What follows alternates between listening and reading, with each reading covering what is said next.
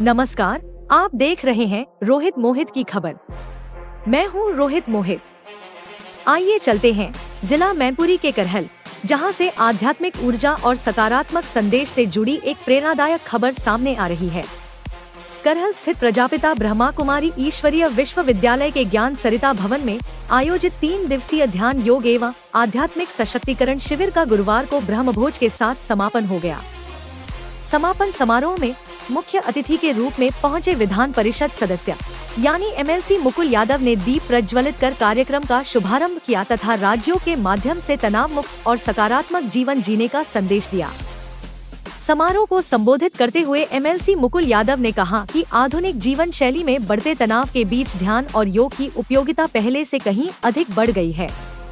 उन्होंने कहा कि आध्यात्मिक जागरूकता व्यक्ति के व्यक्तित्व को निखारने के साथ साथ समाज में सद्भाव, नैतिक मूल्यों और सकारात्मक सोच को भी मजबूत करती है। उन्होंने ब्रह्मा कुमारी संस्था द्वारा किए जा रहे आध्यात्मिक एवं सामाजिक जागरूकता के प्रयासों की सराहना की।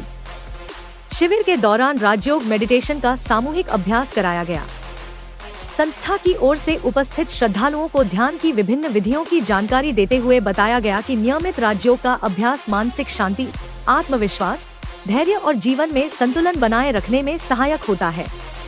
कार्यक्रम में ब्रह्मा कुमारी निधि बहन, तेजस्वी बहन एवं सुनीता बहन ने आध्यात्मिक जीवन, आत्मचिंतन और सकारात्मक विचारों के महत्व पर विस्तार से प्रकाश डाला। उन्होंने कहा कि राजयोग मेडिटेशन व्यक्ति को आत्मिक शक्ति प्रदान करता है और जीवन को नई दिशा देने का कार्य करता है। समापन अवसर पर श्रद्धालुओं के लिए ब्रह्मभोज का आयोजन किया गया, जिसमें बड़ी संख्या में लोगों ने प्रसाद ग्रहण किया।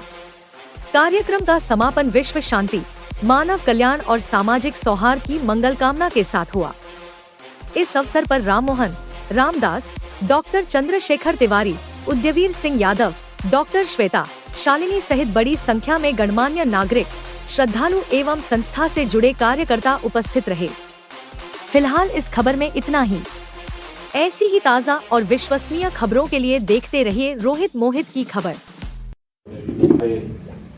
बहुत ही वरिष्ठ तिवारी जी, सभी पत्रकार बंधुओं, सभी बुजुर्गों, माताएं, बहनों, युवा साथियों, बच्चों, वैसे तो मैं आया हूँ, ज़्यादा मैं इसके बारे में नहीं जानता हूँ, लेकिन व्यक्तिगत मेरी अपनी धारणा, अपनी सोच, हमेशा हर व्यक्ति की धारणा और सोच दूसरे के प्रति उसके व्यवहार, आचरण और चार चरित्र से ही पता लगती है।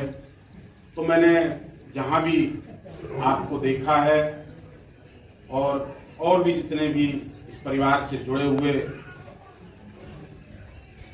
लोगों से मिला हूँ, सबसे पहली चीज दिखी है कि बहुत ही सरल, सहजता और सादगी का प्रतीक ये परिवार रहा है। हम और आप देखते होंगे इस परिवार के लोग हमेशा श्वेत वस्त्र धारण करते हैं। उसकी हमारी अपनी एक फिलॉसफी है, हमारी एक अपनी सोच है कि यह वस्त्र समाज के उन्हीं लोगों को पहनने का अधिकार दिया गया था, चाहे वो राजनीति में हो या समाज की प्रथम पंक्ति में हो, अग्रम पंक्ति में हो। इसका परिचायक यही होता है। सबसे पहला इस वस्त्र का मतलब होता है शांति का प्रतीक। सफेद वस्त्र हमेशा शांति का प्रतीक होता है। दूसरा, जो व्यक्ति इसको धारण करे वो अपने आप में पूर्ण रूपेण स्वच्छ हो, क्योंकि ये स्वच्छता का भी प्रतीक होता है। और इसको जिम्मेवारी के साथ साथ उस व्यक्ति को पहनने के लिए अधिकार होता है कि ये वो हमेशा तय रखे कि ये किसी भी चीज से, किसी भी स्थान से यदि कहीं भी छूता है तो निश्चित इसमें दाग लिया जाता है। ये भी इसीलिए ये दिया जाता है ताकि वो व्यक्ति इस बात को महसूस रखे कि मेरे ऊपर सबसे बड़ी जिम्मेवारी है। इसीलिए नेता लोगों के लिए सफेद वस्त्र कहा जाता है राजतंत्र में। उसका मुख्य यही कारण है कि इसको पहन के जब आप चलते हैं तो ये याद हमेशा रखिए कि बहुत सारी जिम्मेदारियों के साथ जैसा आपको दिया गया है, और जिस दिन इसको उतार के छोड़ के हम जाएं तो 10 का 10 जैसा आपने दिया था वैसा ही प्राप्त कराएं। इस वस्त्र का यही मुख्य